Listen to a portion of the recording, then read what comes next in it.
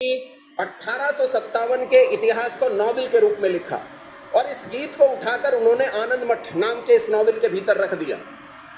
ये पुस्तक इतनी प्रसिद्ध हुई कि आज तक देश के लोगों में देशभक्ति भरने का काम करती है निसंदेह। मैंने भी जब इस पुस्तक को पढ़ा था तो मन देशभक्ति की भावना से हिलोरे लेने लगा था। लेकिन इसी पुस्तक के अंतिम पृष्ठ को उठाकर पढ़कर देखना, कहता हूं जाना पुस्तक खरीदना, बंगला में है, हिंदी में मिल जाएगी, आपकी भाषा में मिल जाएगी। वो अंतिम पृष्ठ उठाकर देखना, तो अंतिम पृष्ठ पर जब जाकर देखोगे तो वहां अंतिम पृष्ठ पर बंकिम चंद्र चट्टोपाध्याय नायक के मुंह से कहलवाते हैं। जो उसमें नायक हैं वो कहते हैं बस बहुत हुआ युद्ध, हमने मुसलमानों को परास्त कर दिया, अब इस देश को अंग्रेजों की गुलामी की जरूरत है। हा शोक, हा दुर्भाग्य कि गुलामी हमारी जरूरत बन गई। क्या स्थिति आई कि गुलामी हमारी जरूरत बन गई। लेकिन ऐसा अंधकार का काल जब हाथ को हाथ दिखाई नहीं देता था, ऐसा ज्ञान और अविद्या जब बुद्धि को कुछ सूझता नहीं था, ऐसे भयानक अंधकार के काल में इस सूर्य ने जन्म लिया जिसका नाम था स्वामी दयानंद सरस्वती।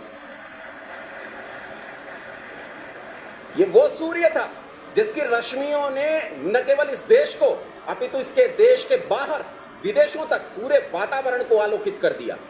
ऋषि दयानंद सरस्वती ने उस काल में जब लोगों ने गुलामी को अपना भाग्य मान लिया था, चाटुकारिता में जीवन जीना शुरू कर दिया था।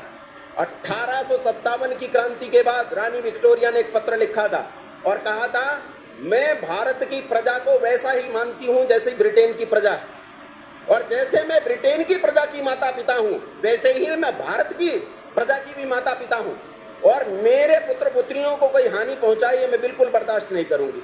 और भैया हम तो जानते हो भारतीय लोग तो कैसे, हिंदू लोग कैसे, ओहो बड़प्पन के दो बातें कह दी, हम तो नतमस्तक हो गए, दंडवत प्रणाम, अरे मैया मिल गई। आज तक तो माँ नहीं थी, आज माँ मिल गई, बड़ा प्रसन्न हो गए और प्रसन्न होकर बिल्कुल शीर्षासन कर दिया, सारी बातें मान ली। लेकिन ऐसे भयानक काल में जब ऋषि दयानंद का जन्म हुआ तो ऋषि दयानंद के ग्रंथ के शब्द जस के तस पढ़ रहा हूं, इन्हें इस पत्र के साथ रिलेट करने की कोशिश करना। ऋषि दयानंद ने कहा विदेशियों का राज चाहे माता पिता के समान सुख देने वाला भी क्यों न हो, तब भी वो भूखे नंगे स्वदेशी राज का मुकाबला नहीं कर सकता। हमें स्वराज चाहिए। संसार को स्वराज शब्द देने वाला इस देश में यही आदित्य जन्मा था। ये वो आदित्य है जो आदि गुरु शंकराचार्य के बाद हजारों साल के बाद उत्पन्न हुआ और जिसने उठकर घोषणा कर दी कि स्वराज ही हमारे लिए मुख्य है। बाल गंगाधर लोकमान्य तिलक ने इस बात को स्वीकार किया है अपने साहित्य में कि इस देश को पहली बार स्वराज शब्द देने वाला कौन था? स्वामी दयानंद सरस्वती। चंद्रशेखर आजाद ने कहा कि मैंने स्वराज शब्द सबसे पहले सत्यार्थ प्रकाश में पढ़ा और वहीं से मेरे भीतर प्रेरणा जगी। पंडित राम प्रसाद बिस्मिल, नाम सुना होगा आपने, वो व्यक्ति अपनी आत्मकथा में फांसी पर चढ़ता हुआ कहता है कि मैं मिट्टी था, 14 साल की अवस्था में 70 सिगरेट पी जाता था एक दिन में, चोरी करता था अपने बाप के संदूक में से और हर वो गंदा काम करता था जो कोई व्यक्ति करना नहीं चाहेगा। लेकिन जिस दिन सत्यार्थ प्रकाश ने छुआ उस दिन मैं मिट्टी से स्वर्ण में तब्दील हो गया। ये पंडित राम प्रसाद बिस्मिल ने लिखा। कौन पंडित राम प्रसाद बिस्मिल? जो फांसी के फंदे पर खड़ा हुआ तो अंग्रेजों ने पूछा कि तेरी आखिरी इच्छा क्या है? तो कहते तुम फांसी तो तुम्हारे बस का नहीं पूरी करना।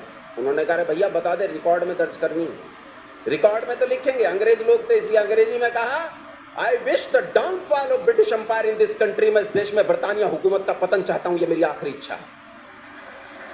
करो पूरी, तुम्हारे बस का नहीं है पूरी। और इसी की प्रसिद्ध कविता जो बाद में क्रांतिकारी गाते रहे और आज तक देशभक्त लोग गाते रहे, सरफरोशी की तमन्ना अब हमारे दिल में है, देखना है जोर कितना बाजुए कातिल में है, वक्त आने पर बता देंगे तुझे ओ आसमां, हम अभी से क्या बताएं क्या हमारे दिल में है।